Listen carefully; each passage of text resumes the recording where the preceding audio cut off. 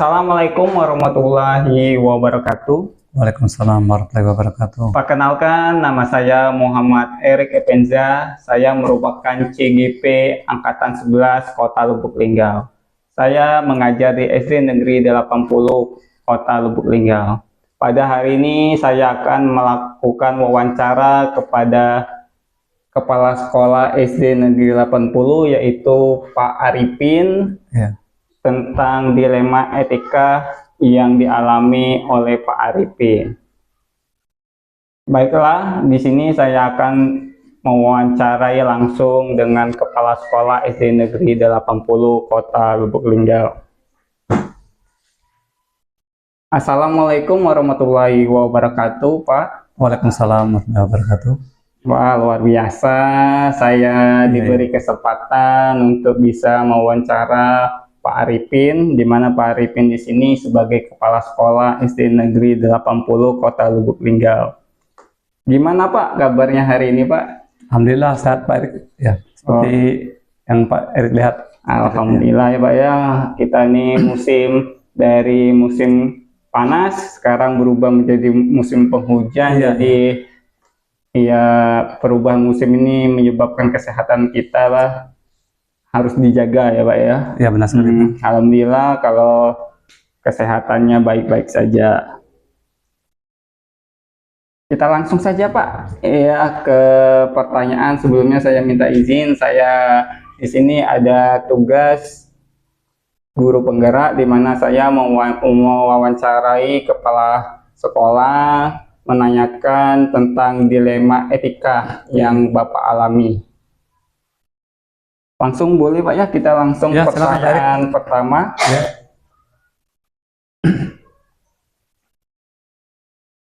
Oke Pak, pertanyaannya pertama, pernahkah Bapak sebagai kepala sekolah mengalami dilema etika selama Bapak menjadi kepala sekolah, Pak? Oh begitu ya Pak ya. Sebelumnya saya ceritakan dulu sedikit tentang pengalaman saya. Sebelumnya saya di sini baru lebih kurang 1 tahun menjabat sebagai pimpinan di satu pendidikan SD 80 Beringau ini. Dan saya diamanakan untuk memimpin di SD 80 Beringau ini. Tentunya dari awal saya bertugas di sini sampai dengan sekarang sudah tentu banyak hal-hal atau dilema etika yang saya hadapi. Di antara itu ada misalnya tentang kasus yang terjadi, ada penjual yang melakukan atau berdagang di halaman sekolah, yang tentunya itu mengganggu tentang fasilitas sekolah juga. Dalam hal ini yaitu mengganggu kebersihan lingkungan sekolah. Begitu Pak Erik. Oh, jadi dilema yang Pak Arifin merasakan yang hal kecilnya itu yaitu penjualan, pedagang menjual di sekolah ya Pak. Iya, benar Pak Erik. Dalam dilema etika yang Pak Arifin merasakan, bagaimana dilema itu membuat Bapak menjadi lebih bijak, Pak? Nah, sebelumnya saya sebenarnya agak kebingungan Pak Erik menghadapi masalah tersebut. Karena ini berhubungan dengan istilahnya mata pencaharian orang juga kan. Oh iya. Tapi di satu sisi itu mengganggu tentang aktivitas sekolah, sudah pada dampaknya pada kebersihan sekolah. Jadi istilahnya dagang tersebut dia menjual dagangannya, dari makanan dia jual itu ada yang dibungkus ataupun tidak dibungkus, itu setelah dikonsumsi oleh anak-anak itu anak-anak buang sembarangan sampahnya. Jadi sangat mengganggu sekali itu kebersihan lingkungan sekolah kita. Gitu Pak. Oh, jadi dilema yang Bapak rasakan itu yaitu dilema bagaimana yang pertama dari segi kebersihan Pak ya. Iya, dengan benar, pertama menjual di depan halaman, sampahnya di mana-mana, sehingga membuat lingkungan kita kotor. Kemudian sisi lainnya Pak menjadi dilema rezeki ya Pak ya. Kalau Bapak mengusirnya, rezekinya kasihan, pedagangnya terputus. Itu yang dilema Pak Arifin rasakan. Oh iya, benar sekali. Nah, kalau dilema yang seperti itu, bagaimana cara Bapak mengatasinya, Pak? Ya, untuk mengatasi permasalahan tersebut tentunya saya tidak langsung ambil keputusan atau gegabah gitu Pak Erik. Jadi saya yang pertama itu melakukan koordinasi atau komunikasi, baik itu dengan dewan guru yang ada di sekolah, warga sekolah, terutama kepada pedagang tersebut Pak Erik. Jadi saya lakukan komunikasi, saya panggil, kemudian saya tanyakan mengapa ia tidak berjualan di tempat yang semestinya. Dan ini kan ada sekolah menyiapkan kantin sekolah. Jadi kantin sekolah itu tempat yang disiapkan untuk pedagang yang mau menjual barang dagangan di sekolah. Nah, begitu Pak Erik. Oh, berarti langkah-langkahnya Bapak terutama itu sudah melakukan komunikasi. Iya, gitu ya? sudah Melakukan komunikasi, menanyakan mengapa Pak pedagang ini berjualan di depan halaman sekolah, padahal sudah ada area yang disiapkan. Iya. Apa penjelasan dari pedagang itu Pak? Mengapa dia masih kokoh mau berjualan di depan halaman itu Pak? Oh, nah begini Pak Erik. Sebelumnya setelah saya memanggilnya, saya beri pengertian, penjelasan kepada pedagang tersebut. Tetapi pada kenyataannya ya, pedagang tersebut masih melakukan berjualan di halaman sekolah. Dan saya panggil lagi dari penjelasan dia, katanya begini Pak Erik. Berjualan di halaman sekolah itu katanya istilahnya lebih efektif. Karena jika ditempatkan di kantin sekolah, katanya itu ada persaingan dengan pedagang-pedagang lainnya. Nah, jadi dalam hal ini saya kemudian menjelaskan lagi bahwa dampak yang ia lakukan terhadap berjualan di lingkungan sekolah itu akan menimbulkan permasalahan bagi sekolah. Nah, begitu Pak Erik. Oh, dari penjelasan itu, langkah-langkah Bapak lakukan agar Bapak ini mengerti biar bisa berjualan di kantin, apa Pak yang Bapak lakukan? Ya, tentunya kita memberi pengertian kepada pedagang tersebut. Kemudian juga saya sampaikan kepada dewan-dewan guru supaya ikut juga menyelesaikan permasalahan yang terjadi di sekolah kita ini. Karena ini dampaknya ya itu tadi, lingkungan kurang terjaga karena banyaknya sampah berserakan, karena anak-anak itu ya anak-anak yang kelas 1 kelas 2 itu kalau berbelanja di pedagang tersebut mereka membuang sampahnya sembarangan, kecuali anak-anak yang sudah kelas tinggi biasanya mereka sudah mengerti itu kan. Nah, dalam hal ini langkah yang saya ambil itu memberikan konsekuensi kepada pedagang tersebut Pak Erik. Jika ia tidak mau berjualan di kantin sekolah, maka ia dilarang berjualan di sekolah. Nah, begitu. Walaupun kita memikirkan memang ada istilahnya dilema juga. Di satu sisi dia mencari pencaharian untuk keluarganya, dan ini bidang ekonomi kan. Tapi dari segi sekolah, karena dia tidak mau berjualan di kantin tadi, mengotori lingkungan sekolah.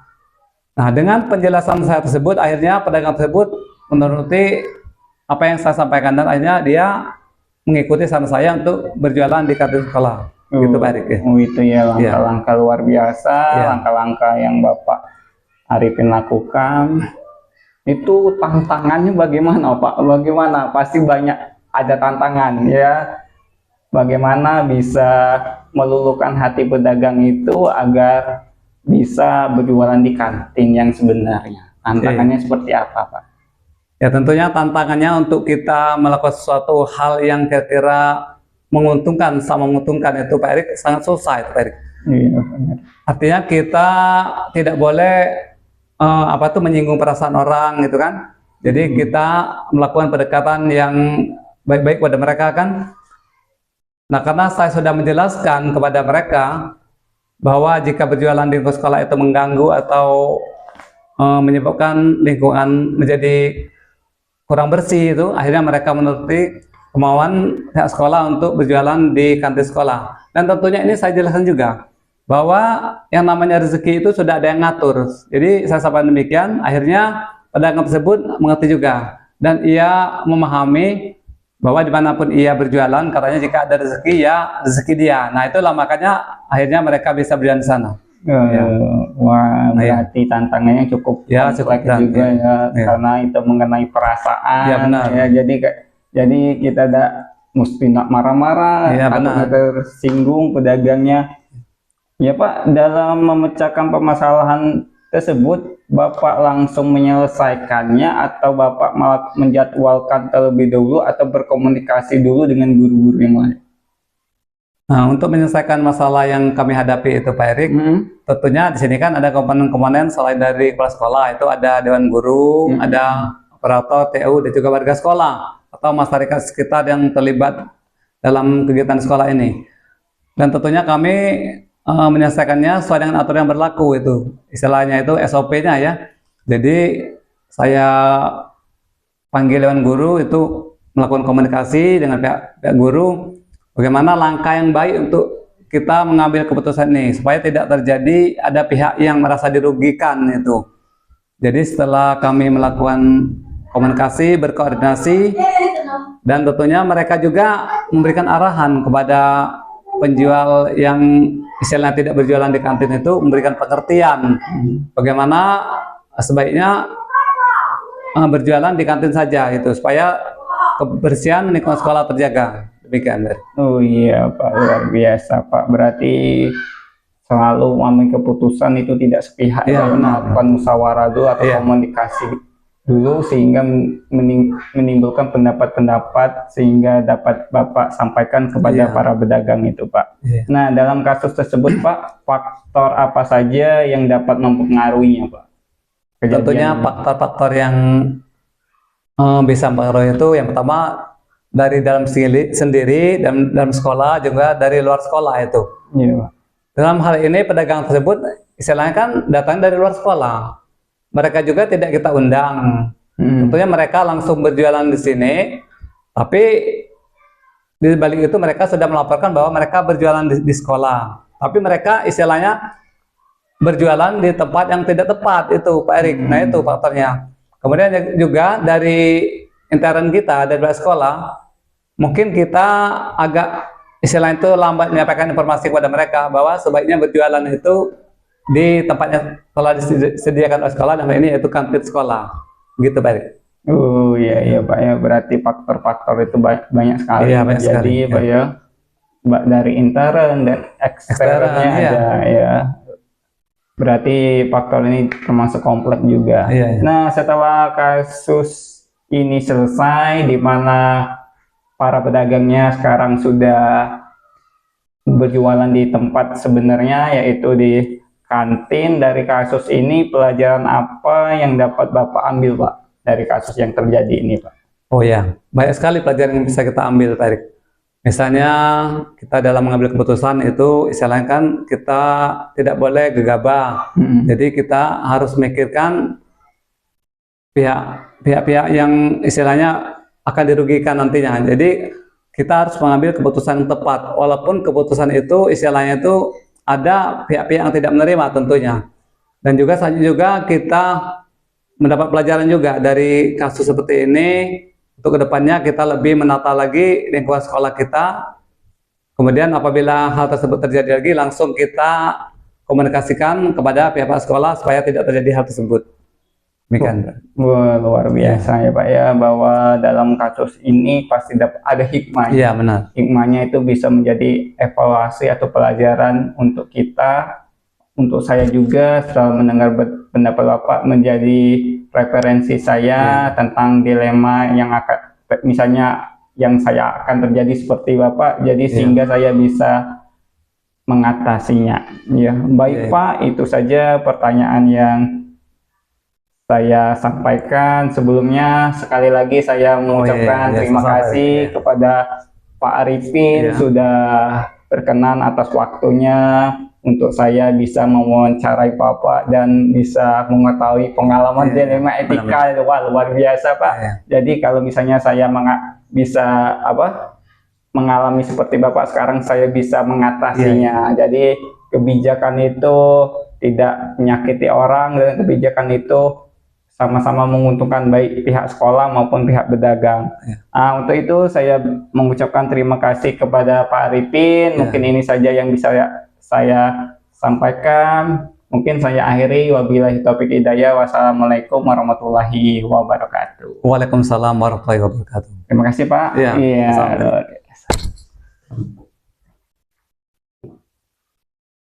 Assalamualaikum warahmatullahi wabarakatuh. Perkenalkan, nama saya Muhammad Erik Epenza. Saya merupakan calon guru penggerak angkatan 11. Saya merupakan guru SD Negeri 80 Lubuk Linggau. Pada hari ini saya akan mewawancarai Ibu Kepala Sekolah SD 82, yaitu Ibu Widianti. Iya Bu ya, ya. Ibu Widianti. Baiklah, untuk itu kita langsung saja memulai wawancara. Terima kasih. Assalamualaikum warahmatullahi wabarakatuh, Bu. Waalaikumsalam Pak Erik. Wah, sebelumnya saya minta izin dulu Bu ya. Ya, yang pertama saya sudah meluangkan waktunya mengganggu aktivitasnya di sini. Tujuan saya merupakan CGP angkatan 11, ada tugas yaitu 3.1 untuk mewawancarai kepala sekolah, menanyakan pengalamannya apakah pernah mengalami dilema etika. Iya, jadi sini mohon izin dan waktunya. Ya. Oh ya, sebelumnya apa kabar Bu? Alhamdulillah sehat. Iya, alhamdulillah kabarnya baik-baik Ibu ya. Semoga kita ketahui keadaan sekarang kan dari musim panas ke musim hujan, jadi Iya. Banyak penyakit ya. Iya, jadi kita harus jaga kesehatan. Ya Bu, langsung saja saya ingin bertanya kepada Ibu Widya. Ya. Iya. Pertanyaan pertama, apakah Ibu pernah mengalami dilema etika selama Ibu menjadi kepala sekolah Ibu? Pernah Pak Erik, bahkan berkali-kali lah ya, tidak pernah. Pernah Bu ya? Ya. Iya, dilema yang seperti apa Bu? Ya. Dilema tentang perilaku anak-anak tuh banyak sekali ya. Misalnya ada anak bertengkar ya, ada bullying, mungkin ada juga anak yang tidak punya etika terhadap guru, kurang sopan terhadap guru. Gitu. Ada yang anak masuk sekolah, keluar sekolah tanpa izin. Banyak sekali. Berarti Ibu tuh dilema, dari satu sisi Ibu tuh pengen siswa itu baik, tapi dalam sisi lain tuh banyak tingkah-tingkah siswa tersebut tidak sesuai dengan sopan santun ya. Oke, dalam dilema yang Ibu rasakan itu bagaimana Ibu bisa menjadi lebih bijak Bu menghadapi masalah tersebut? Ya, saya sebagai pimpinan di sekolah ini, saya bersama-sama guru-guru di sini ya sering sharing terhadap masalah-masalah yang terjadi di sekolah ini, kemudian kami mencari solusinya bagaimana. Kemudian di samping itu kita juga bersama-sama dengan guru untuk membimbing anak-anak ya, entah itu melalui kelas masing-masing ataupun disampaikan dalam momen-momen upacara ya. Oke, berarti dilema yang Ibu rasakan itu yang terasa kompleks juga ya, masalah tentang aturan, kesopanan ya. Namun dari sisi lain kita harus memperhatikan sikap anak sehingga anak itu tidak takut dengan kita sebagai guru. Nah, dalam kasus tersebut bagaimana cara Ibu mengambil keputusan tersebut? Bagaimana Ibu cara mengatasinya? Untuk mengatasi masalah itu tergantung dari jenis masalahnya juga ya. Setiap masalah itu diselesaikan dengan cara yang sama. Ada yang bisa kita langsung dengan memperingatkan anak itu atau menasehati anak ya, supaya berbuat lebih baik, lebih sopan. Ada juga yang kita perlu berkonsultasi atau berkoordinasi dengan orang tua murid, karena mungkin anak tersebut kita tingkahnya atau etikanya sudah terlalu berlebihan. Kita tidak bisa lagi untuk mengendalikannya. Jadi kita terpaksa harus konsultasi dengan orang tua atau kerjasama dengan orang tua dengan memanggil orang tua tersebut untuk datang ke sekolah supaya bisa bersama-sama membimbing anaknya. Oh iya, jadi dilema yang Ibu rasakan nih itu ya, sebenarnya tidak mau melibatkan orang tua dalam mengatasi masalah ini, namun tidak bisa karena Iya. ini masalah ini harus bisa diselesaikan secara bersama-sama, bukan hanya di sekolah juga, berarti di rumah juga. Jadi peran orang tua itu sangat penting. Oke, langkah-langkah seperti apa yang Ibu bisa dalam mengatasi masalah ini?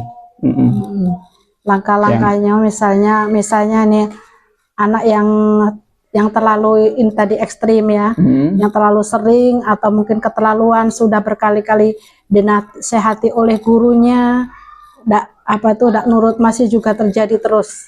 Maksudnya sekarang baru dinasehati iya, tapi sesudahnya masih melakukan itu, masih melakukan terus, terjadi terus. Nah, maka dari itu kami mengambil inisiatif untuk mengundang wali murid dengan membuat surat undangan disampaikan pada siswa untuk disampaikan pada orang tuanya, undang ke sekolah supaya mengetahui permasalahan yang ada.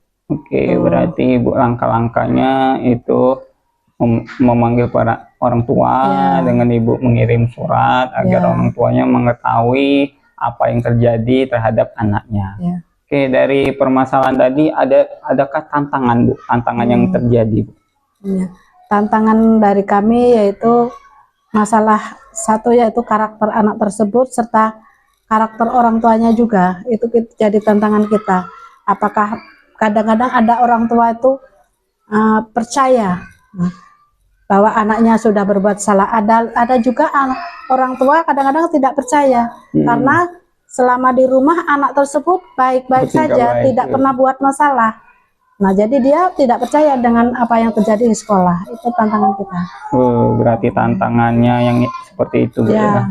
Kadang orang tua itu melihat anaknya di rumah itu baik, ketika di sekolah dia berbuat yang tidak baik, dia mengaku tetap baik ya. Jadi itu perlu komunikasi yang intens kepada orang tuanya.